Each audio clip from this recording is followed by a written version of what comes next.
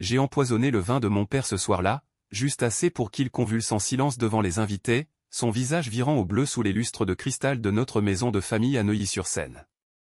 Personne n'a rien vu venir, il pensait que c'était une indigestion banale, un caprice de l'âge, mais moi, je savais que c'était le début de la fin, le premier filet de ma toile tissée dans l'ombre de 20 ans d'humiliation.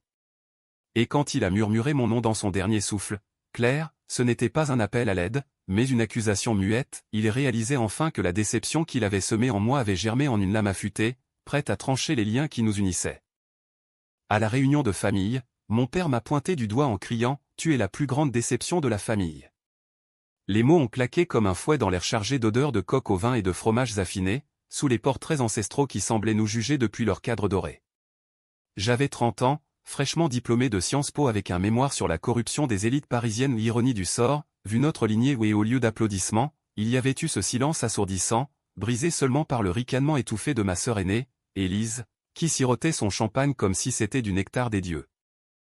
Je me souviens du poids de ses regards, ma mère, les yeux baissés sur son assiette, feignant l'indifférence pour ne pas froisser l'homme de la maison, mon frère cadet, Paul, évitant mon regard, trop lâche pour défendre quiconque contre le patriarche, et les oncles, tantes, cousins, tous ces vautours en costume sur mesure qui picoraient les restes de notre fortune familiale, bâtie sur l'immobilier spéculatif des années 80. Notre empire, Duval Immobilier, n'était qu'une façade de briques et de béton, cachant des pots de vin et des dettes qui s'empilaient comme les immeubles haussmanniens que nous possédions le long des boulevards. Père, avec son cigare éternel et son accent du sud-ouest qui roulait les airs comme des menaces, régnait en maître absolu.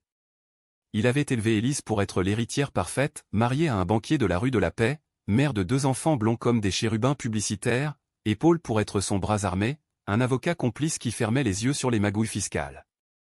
Mais moi, Claire Duval, la Benjamine rebelle, celle qui avait fui l'appartement familial du 16e arrondissement pour un studio exigu à Montmartre, où l'odeur de peinture à l'huile se mêlait à celle du café froid. J'avais osé refuser le stage qu'il m'avait imposé chez Duval Immobilier, préférant plonger dans les archives poussiéreuses de la Bibliothèque nationale pour traquer les scandales enfouis. Tu joues à la petite intellectuelle, hein? Comme ta grand-mère, cette hystérique qui a fini dans un asile parce qu'elle lisait trop de Sartre, avait-il ricané un jour, lors d'un dîner où j'avais osé questionner l'origine de nos fonds pour l'achat d'un hôtel particulier rue de Rivoli. Ce soir-là, à la réunion, son doigt accusateur avait pointé droit sur moi, et les mots étaient tombés comme une sentence, « Regardez-la, cette ingrate. Elle préfère ses livres à son sang. Tu n'es rien, Claire. Rien qu'une tache sur notre blason. » Le silence qui a suivi a duré une éternité, ponctué seulement par le tic-tac de l'horloge comtoise héritée de nos ancêtres gascons. J'ai senti une chaleur monter dans ma poitrine, pas de la honte au non, jamais de la honte mais une rage pure, viscérale, comme si mon corps entier se contractait pour expulser le poison qu'il avait instillé en moi depuis l'enfance. J'ai souri, un sourire poli, de ceux qu'on apprend à la Sorbonne pour survivre aux débats enflammés, et j'ai répondu d'une voix douce, presque chantante, peut-être, père. Mais les taches, on peut les effacer. Ou les transformer en encre. Personne n'a ri. Élise a toussé dans son verre, Paul a trituré sa serviette, et mère a murmuré quelque chose sur le dessert.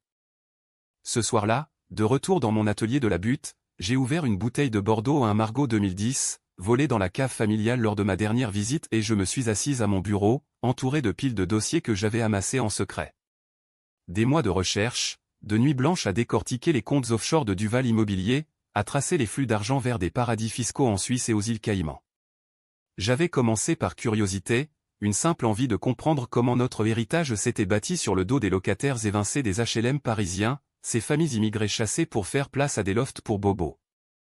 Mais ce soir, sous l'effet de l'adrénaline et du vin, cela devenait autre chose, un plan. Une vengeance. Les jours suivants ont été un tourbillon de routine feinte. Je me suis rendu à l'enterrement de ma grand-tante, une cérémonie guindée au Père-Lachaise où les corbeaux semblaient nous observer depuis les tombes. Père m'a ignoré, bien sûr, préférant serrer la main de journaliste du Figaro venu flatter son ego sur ses réalisations philanthropiques. Philanthropie, mon œil, vu les fondations bidons qu'il utilisait pour blanchir. Élise, rayonnante dans son tailleur Chanel, m'a glissé à l'oreille, « Tu devrais te calmer, Claire. Père n'est pas méchant, il veut juste ton bien. » Son bien? Comme le jour où elle avait emprunté mon idée de thèse pour un article dans Elle, signant de son nom pour booster sa carrière de femme d'affaires éclairée? Ou comme Paul, qui avait saboté ma candidature à un poste chez un cabinet d'avocats en répandant des rumeurs sur ma fragilité émotionnelle. Non, leur bien était une chaîne, forgée dans le marbre froid des salons parisiens. Mais moi, j'avais appris à danser sur les ruines. À 30 ans, j'étais anonyme mais affûté, une freelance en journalisme d'investigation, avec des contacts chez Le Monde et Mediapart qui attendaient un scoop juteux. Et ce scoop, il était là, dans mes dossiers, des preuves irréfutables que Duval Immobilier avait truqué des appels d'offres pour un projet de rénovation à Belleville, et vainquant des familles entières sous couvert de rénovation urbaine. Pire, Père avait détourné des fonds publics via des associations caritatives fictives, touchant à l'argent destiné aux sans-abri. Ironie cruelle pour une famille qui se targuait d'être du bon côté de la barrière. J'ai commencé par des tests. Une nuit, j'ai envoyé un email anonyme à un contact chez Bercy, avec juste un extrait de document, un virement de 500 000 € vers un compte aux Bahamas, signé de la main de Paul. La réponse est arrivée en 48 heures, intéressant. Besoin de plus. J'ai souri dans l'obscurité de mon studio, le chat errant que j'avais recueilli ronronnant sur mes genoux. C'était le début. Mais la vraie étincelle, celle qui a allumé le feu, est venue une semaine plus tard, lors d'un dîner familial impromptu. Père, triomphant, nous a annoncé l'acquisition d'un nouveau portefeuille, des immeubles à Pigalle, pour redorer le blason Duval. Élise a applaudi, Paul a trinqué, Mère a hoché la tête. Moi, j'ai feint l'enthousiasme, mais intérieurement, je bouillonnais. Ces immeubles? Des vestiges de la Seconde Guerre, réquisitionnés illégalement, avec des titres de propriété falsifiés que j'avais dénichés dans les archives municipales. Ce soir-là, en rentrant, j'ai ouvert mon ordinateur et rédigé le premier chapitre de ma vengeance, un article anonyme posté sur un forum d'urbanisme underground, les Duval, pillards du Paris populaire. Les vues ont grimpé à 5 cents en une nuit. Les commentaires fusaient, enfin quelqu'un qui parle. C'est du lourd, vérifiez les sources. Père n'en savait rien encore, mais le poison coulait déjà dans les veines de son empire. Les semaines qui ont suivi ont été un exercice de maîtrise de soi, une danse sur le fil du rasoir entre la fille prodigue et la saboteuse. J'ai accepté l'invitation à un gala de charité organisé par Duval Immobilier, au Carrousel du Louvre, où les lustres en cristal de baccarat scintillaient comme des étoiles complices. Vêtu d'une robe noire simple, signée d'une créatrice émergente de Belleville, un clin d'œil à mes racines choisies, j'ai traversé la foule des notables, maires d'arrondissement, promoteurs véreux, et même un ministre adjoint au logement qui serrait la main de Père comme un vieil ami. Claire, ma fille l'intello, m'a-t-il présenté avec un rictus, elle nous fait la leçon sur l'éthique, mais elle boit notre vin. J'ai ri, un rire perlé, et j'ai répondu, l'éthique, Père, c'est comme le Bordeaux, ça se bonifie avec le temps, mais si on la laisse aigrir, elle tourne au vinaigre. Il a froncé les sourcils, mais Élise a détourné l'attention en minaudant auprès d'un galeriste. Pendant ce temps, j'ai glissé une carte de visite falsifiée à un journaliste de Libération, contactez-moi pour le dossier Duval. Source solide. La carte menait à un compte ProtonMail anonyme, où j'ai commencé à drip-feed les preuves, factures truquées, emails compromettants entre Paul et un notaire corrompu. La première fissure est apparue 2 jours plus tard. Un appel de Paul, la voix tendue, Claire, tu as vu ce torchon en ligne? Quelqu'un s'en prend à nous. Père est furieux. J'ai faim la surprise, vraiment? Montre-moi. Il m'a envoyé le lien. Mon article anonyme avait été relayé par un blogueur influent, et les partages grimpaient. C'est de la calomnie pure, a-t-il craché. Bien sûr, ai-je répondu, mais vérifiez vos arrières, frangin. Paris adore les scandales. J'ai raccroché, le cœur battant, et j'ai ouvert une nouvelle bouteille cette fois, un Saint-Émilion robuste, pour fêter la première entaille. Mais la vengeance n'est pas un sprint, c'est un marathon dans les brumes du Marais, où chaque pas échoit sur les pavés humides de secrets. J'ai approfondi mes recherches, passant des nuits à la BNF, sous les dômes de fer forgé, à fouiller des microfiches jaunies. J'ai découvert plus, un lien avec un cartel immobilier belge, des prêts usuraires qui avaient ruiné des petites familles ouvrières. Et le clou, une lettre de ma grand-mère, elle hystérique, adressée à Père avant sa mort, l'accusant d'avoir falsifié le testament familial pour s'approprier la ferme gasconne. Elle l'avait caché dans un coffre, oublié. L'émotion m'a submergé alors, un mélange de tristesse et de fureur, elle avait souffert en silence, comme moi, broyée par ce monstre en costume 3 pièces. J'ai décidé d'accélérer. Une rencontre clandestine avec un hacker freelance, rencontré via un dark web café à Bastille, un gamin de banlieue avec un talent pour les backdoors. Combien pour infiltrer leur serveur, ai-je demandé, glissant une enveloppe de cash sur la table collante. 2000, et je te dois rien, a-t-il marmonné. 24 heures plus tard, j'avais les mots de passe, des emails internes révélant que Élise touchait des commissions occultes sur les évictions, et que Paul couvrait les traces. La toile se resserrait. Pourtant, la nuit, seul avec mes démons, je doutais. Était-ce de la justice, ou juste la soif de sang d'une blessée? Je revoyais le visage de père, non pas le tyran, mais l'homme brisé par la guerre, revenu d'Algérie avec des cicatrices invisibles qu'il noyait dans le cognac. Ma mère m'avait confié un jour, dans un rare moment de vulnérabilité, qu'il avait perdu un frère là-bas, et que chaque cri contre moi était un écho de ce deuil. Mais la pitié? Elle fondait comme neige au printemps parisien face à la rage. Non, il avait choisi de me briser, à moi de le reconstruire en cendres. Le gala a été le catalyseur.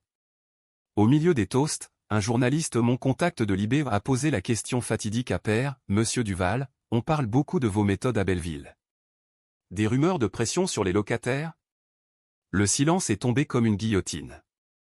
Père a blêmi, balbutié une dénégation, mais Élise a pâli, et Paul a serré les poings. J'ai observé depuis l'ombre d'une colonne corinthienne, un sourire aux lèvres. Le lendemain, les gros titres, Duval immobilier dans la tourmente, soupçon de corruption.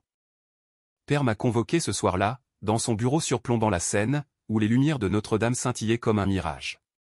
C'est toi, n'est-ce pas, a-t-il grondé, le visage congestionné. J'ai nié, innocente, pourquoi ferais-je ça, père? Je ne suis qu'une déception. Mais ses yeux froids comme la pierre de la conciergerie, ont fouillé les miens. Tu es comme ta grand-mère. Folle. J'ai ri, un rire qui a résonné dans la pièce tapissée de livres non lus. Folle? Non, père. Juste réveillée. De là, l'escalade a été inexorable. Les audits ont commencé, Tracfin, l'AMF, des limiers de Bercy flairant la piste. Paul a paniqué, m'appelant en pleurs, Claire, aide-nous. Dis-leur que c'est faux. J'ai répondu froidement, faux? Comme ton serment d'avocat? Élise, plus rusée, a tenté la manipulation, un déjeuner au Fouquet's, où elle a pleuré sur mon épaule. On est sœurs, Claire. Pense à mère. J'ai caressé sa main, murmurant, les sœurs se protègent, Élise. Pas comme toi, qui m'as volé mes rêves. Elle est repartie, le visage défait. Intérieurement, je saignais. Chaque révélation était une lame qui me tailladait aussi. Les nuits, je marchais le long de la Seine, les ponts voûtés comme des arches de cathédrale, et je me demandais si la vengeance valait le vide qu'elle creusait en moi. Mais le poison était injecté, pas de recul. Le point de non-retour est venu avec la perquisition. Des agents en civil, badge au vent, ont envahi le siège de Duval sur les Champs-Élysées un mardi matin pluvieux. Père, arrêté pour questioning, a crié mon nom dans le hall de marbre, Claire. Traîtresse. Les caméras de France 2 ont capturé l'instant, diffusé en boucle. Élise a fui à Deauville avec les enfants, Paul s'est terré dans son cabinet, et mère.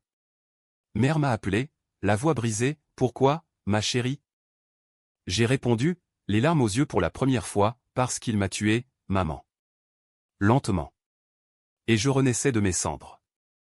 La chute a été spectaculaire, un opéra wagnérien en mineur. Duval Immobilier s'est effondré comme un château de cartes sous la pluie d'automne, faillite déclarée, actifs saisis, titres boursiers en chute libre. Père, inculpé pour fraude et blanchiment, a passé ses nuits en garde à vue au 36 quai des Orfèvres, ironie du sort pour un homme qui avait toujours snobé la flicaille. Les tabloïds titraient, l'Empire Duval s'écroule, la vengeance d'une fille. J'ai nié publiquement, interviewé par France Inter comme l'experte indépendante qui avait alerté, mais intérieurement, je savourais le sel de la victoire amère. Élise est revenue, à garde, pour mendier, aide-nous, Claire. Pour la famille. J'ai refusé, la regardant dans les yeux, la famille? Celle qui m'a jeté au loup. Paul a tenté le chantage, menaçant de révéler mes méthodes anonymes, mais j'avais déjà tout couvert, le hacker payé en crypto, les emails effacés. Il a fini par craquer, témoignant contre Père pour un deal. Et Père. Ah, Père. Lors du procès au tribunal de Paris, sous les lambris du palais de justice, il m'a fixé depuis le banc des accusés, les menottes ternissant ses poignets habitués au cuir fin. Tu m'as détruit, a-t-il murmuré quand nos regards se sont croisés. J'ai répondu, audible seulement pour lui, non, père. Tu t'es détruit toi-même. J'ai juste allumé la mèche. Le verdict est tombé comme une hache, 10 ans ferme, plus amende colossale. L'empire en ruine, les cousins dispersés, mère vend des bijoux et fourrures pour survivre dans un 2 pièces à Vincennes. Moi? J'ai publié le livre « Les ombres de Paris », un best-seller qui disséquait non seulement Duval, mais les viscères de la bourgeoisie française. Invité sur C'est à vous, salué par les intellos du Café de Flore, j'étais la phénix, la vengeresse couronnée. Pourtant, dans les silences de mon nouvel appartement haussmannien acheté avec mes royalties, la victoire sonnait creux. Les nuits, je revoyais son doigt pointé, et au lieu de triomphe, une fatigue immense m'envahissait. La vengeance avait guéri la plaie, mais laissé une cicatrice béante. Étais-je libre, ou juste une autre Duval, forgée dans le même feu destructeur? Un soir, une lettre est arrivée, de père, depuis Fresnes. Pardonne-moi, Claire. J'étais aveugle. J'ai brûlé la lettre dans la cheminée, les flammes dansant comme des fantômes. Le pardon? Peut-être un jour. Mais pour l'instant, j'avançais, seul, dans les rues de Paris, où chaque pavé raconte une histoire de sang et de rédemption. Les mois suivant le procès ont été un vide étrange, comme si Paris elle-même retenait son souffle après la tempête. J'avais déménagé dans un appartement du Marais, un ancien hôtel particulier avec des poutres apparentes et une vue sur la place des Vosges, où les fontaines murmuraient des secrets aux passants. L'argent du livre coulait à flot, traduction en anglais, invitation à des festivals littéraires à Deauville, même une proposition pour un podcast sur France Culture. La voix de la revanche féminine, titrait Le Monde. Ironie, moi qui avais toujours haï les étiquettes, je devenais un symbole. Mais les symboles saignent aussi. Les nuits, je me réveillais en sueur, hanté par des rêves où père me tendait un verre de vin empoisonné à inversion cruelle de mon fantasme initial. J'avais consulté une thérapeute, une femme discrète du 7e arrondissement, au mur tapissé de Van Gogh. La vengeance est un miroir, m'avait-elle dit lors de notre première séance, ses lunettes rondes glissant sur son nez. Elle reflète le bourreau en vous. J'avais ri, nerveuse, alors je suis mon propre père? Elle avait hoché la tête, et cela m'avait terrifié. Élise réapparut un après-midi pluvieux, frappant à ma porte avec un bouquet de roses fanées, symbole pathétique de notre enfance dans le jardin de Neuilly. Claire, s'il te plaît. Les enfants demandent après leur tante. Ses yeux, rougis par les larmes ou le mascara coulant, cherchaient une faille. J'ai hésité, ce satané sang Duval pulsant encore dans mes veines, et je l'ai laissé entrer. Nous avons bu du thé à la menthe, un rituel marocain qu'elle avait adopté pour son exotisme chic, et elle a déballé son sac, divorcée, ruinée, Paul en prison pour complicité. Tu as gagné, petite sœur. Mais à quel prix? Le prix? J'ai regardé par la fenêtre, où un couple se disputait sous la pluie, leur voix se perdant dans le bruit des klaxons. Le prix de la paix, Élise. Pour la première fois, je respire sans chaîne. Elle a pleuré, et contre toute attente, j'ai tendu la main. Pas du pardon, mais d'une trêve. Nous avons parlé des heures, déterrant les os pourris de notre enfance, les colères de père après ses vers de trop, les absences de mère terrée dans ses romans harlequins, nos rivalités fratricides pour un regard approbateur. J'étais jalouse de toi, a-t-elle avoué. Libre, intelligente, sans compromis. J'ai serré sa main, et moi, de ton armure. Tu survivais là-dedans. Paul, libéré sous caution, tenta sa chance une semaine plus tard. Un appel nocturne, rencontrons-nous aux Zinc du départ, comme avant. Le départ, ce bistrot près de la gare de Lyon où nous partagions des croque-monsieur volés à l'adolescence. Il était là, amaigri, les yeux caves comme un rat de bibliothèque. Tu m'as trahi, Claire. Frères et sœurs, ça compte pour rien. J'ai commandé un pastis, amer comme nos souvenirs.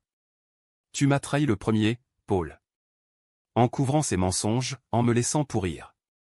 Il a nié, balbutié des excuses, mais j'ai vu la peur, l'avocat déchu, réduit à des petits jobs pour survivre. J'ai payé l'addition et je suis parti, le laissant à ses regrets. Mère fut la plus dure. Elle m'invita à déjeuner dans son 2 pièces exigu, où l'odeur de camomille masquait celle de la solitude. Ton père. Il t'aimait, à sa façon. Ses mains tremblaient sur la porcelaine Wedgwood, vestige de notre splendeur passée. J'ai explosé, son amour? Des gifles verbales, des exclusions? Elle a pleuré, confessant, j'étais faible, Claire. Pour te protéger, je me taisais. Nous nous sommes enlacés, brisés, et pour la première fois, j'ai vu en elle non la complice, mais la victime. Viens plus souvent, ai-je murmuré. Elle a hoché la tête, un sourire fragile. Mais la vraie confrontation vint avec une lettre de père, livrée par un codétenu repentant. J'ai lu ton livre en cellule. Tu as raison sur tout. Sauf sur une chose, tu es ma fierté, la plus grande. Pardonne ce vieil idiot. Les mots ont coulé comme du lave, brûlant et libérant. J'ai répondu, une carte postale de la Tour Eiffel, le pardon est un long chemin, père. Marchez-le. Paris, ville de lumière, m'a guéri lentement. J'ai repris l'écriture, non plus pour venger, mais pour témoigner, un nouveau projet sur les femmes brisées par les dynasties familiales. Lors d'une lecture à la Fnac Terne, une jeune fille m'a approché, votre histoire m'a sauvé. Merci. Ce fut le baume. Pourtant, un soir d'hiver, sous la neige rare qui saupoudre les toits, je suis allé à Fresnes. Visite autorisée, vitre entre nous. Père, vieilli de 10 ans en deux, m'a regardé, ma Claire. J'ai pleuré, et j'ai dit, père. Pas de pardon total, mais un début. La vengeance s'achevait, laissant place à la reconstruction fragile, humaine, française jusqu'à la moelle.